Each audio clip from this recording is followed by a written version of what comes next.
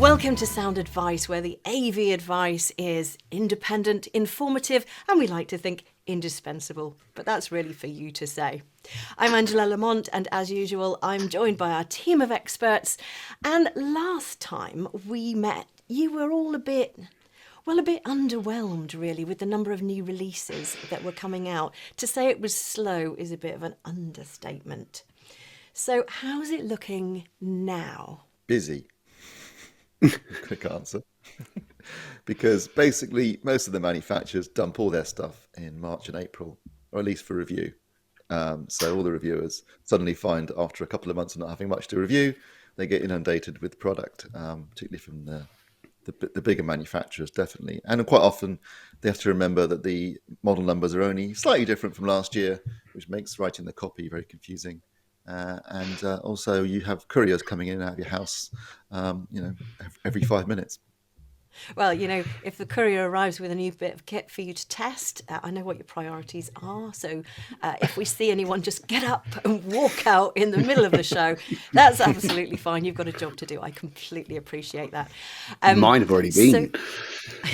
Oh, okay. You've had all your deliveries. Was there anything exciting, Ed? And are there lots of deliveries at the moment? Yes, there are. The pattern for the two-channel reviewers, like myself, is a little bit different to Steve. It doesn't get as quiet as it does for the multi-channel and television people. What we experience now is like one of those earthquake things where you get a primary wave and a secondary wave. So we've had things that were announced at Bristol Show and CES, and they're now starting to come through.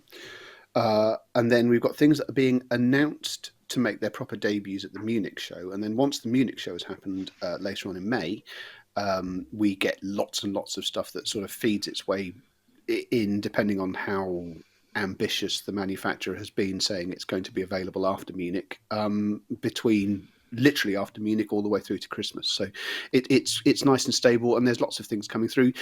Today was actually, it was more sort of admin boxes. I've received a little streamer, a pair of wireless earphones, and a turntable to complete 6 turntables I'm doing for a group test. And setting up 6 record players at once is exactly as much fun as it sounds. I'm sure we'll get to hear about the frustrating side is...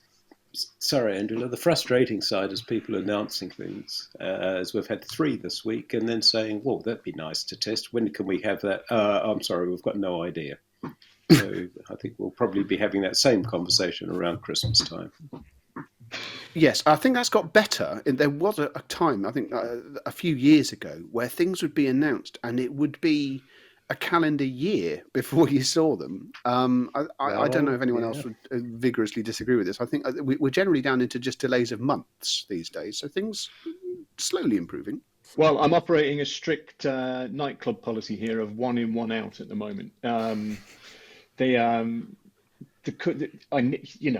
work at home most of the time, and it's a fire night home, and so I have to keep things turning over. I can't just be accepting the stuff without making them take something away at the same time. So I've had a couple of couriers around here this morning already, and they both took things away, although I am expecting a couple more. So maybe we can have a little guest courier earlier. They're always pretty articulate.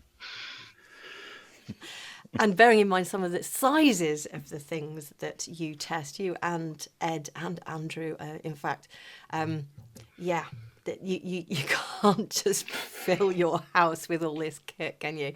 Well, no, we're going to talk, you and I, about some speakers which I've had here and have since got rid of most recently, and they took 3 people to set up, and they dug big chunks out of my floor. So I was quite happy to see the back of them. Oh, I can see there's going to be a little note in your contract after that for reparations in future. Yeah, I mean, they may have been a 10 out of 10 product, but I still took against them. I know the feeling. But all in all, at least the gates are open. The new stuff is flooding in again. It's keeping you lot very busy and very happy, as long as it's not taking chunks out of your floor. And it means that we've got loads to read about on the Sound Advice website and loads of stuff to look at today. But before we do, we can't ignore the fact that there has been some MQA news recently. So if you like some lush high-res streaming, then MQA has got the administrators in. We understand. Who would like to enlighten us a bit more on that? I can give you a wee bit of info. That says it's all obviously very legal and stuff at the moment, but they have lost 4 million quid in the last 3 years. I think it is. It doesn't sound very sustainable. Who's going to pick it up? If anyone picks it up, who knows? How that's going to affect Tidal in particular? Who knows? And how it's going to affect the manufacturers that have made. Ed and I don't agree on this, I'll tell you now, but a lot of these manufacturers, such as NAD, have made a big deal about having MQA in their kit. And if it disappears, it's a hell of a slap in the face for people that have NAD equipment, in my view, like me. So, well, you see, my difference of opinion is that what we saw with MQA support, and I think this, you can read into this as potentially an issue. MQA support appears on products, and when we receive the literature for it, it's like, we support MQA, full stop.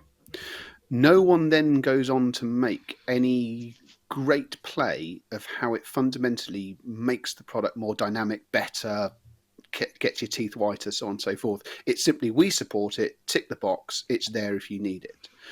It's very analogous back when every man and his dog was producing DVD players. You ended up with DVD players that we called them universals. They had SACD and DVD audio support and did all manner of other things.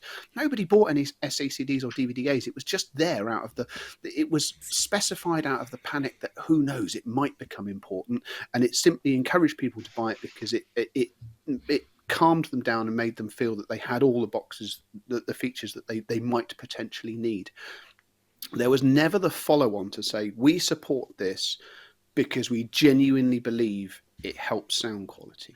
I mean, I would be happy to be pointed in the direction of a product with MQA Spiel that said that, but I have been racking my brains since I had this conversation with you, Bruce, and I simply don't remember it ever being marketed that way. And that always struck me as a concern, because it was like, yeah, we've got MQA because maybe it's important, rather than we've got MQA because this is the future of high-resolution audio production. And as for everyone using Tidal, I believe they are now using FLAC. Is that right? Well, this is all a bit complicated. Tidal is intrinsically complicated. Yes, you can listen to FLAC on Tidal, but for the most part, that is only to 44.1 standard CD resolution. Almost anything which is being streamed as a high-res signal still has MQA encoding on it. I believe that there's one or two things that don't, but there hasn't been any massive overnight change in that regard. The other thing it's important to stress about Tidal is that unless you are using it via Room, there's nothing on the Tidal desktop app or the mobile app that actually tells you what resolution you should be receiving. So that always makes it a little bit harder to work out what on earth is going on. This opacity has affected lots of different parts of MQA's proposition. What's it doing? How's it doing it? What are you expecting to see? And simply lighting up an MQA light hasn't always been the most reassuring thing for customers as to what they're actually getting. So this, I don't think, has done them any favours. I don't think it's necessarily, the principal reason where they are where they are. Plenty of other companies are very opaque about what they do as well. It's never done them any harm. But answering your question, Angela, about what Tidal is streaming is not as straightforward as it is when you ask what is Amazon doing, what is Qobuz doing, what is Apple Music doing. You can see, and it tells you on the app what it's doing. Tidal hasn't done that ever. And because MQA are not defunct, they are in administration, pending a need for a large injection of cash.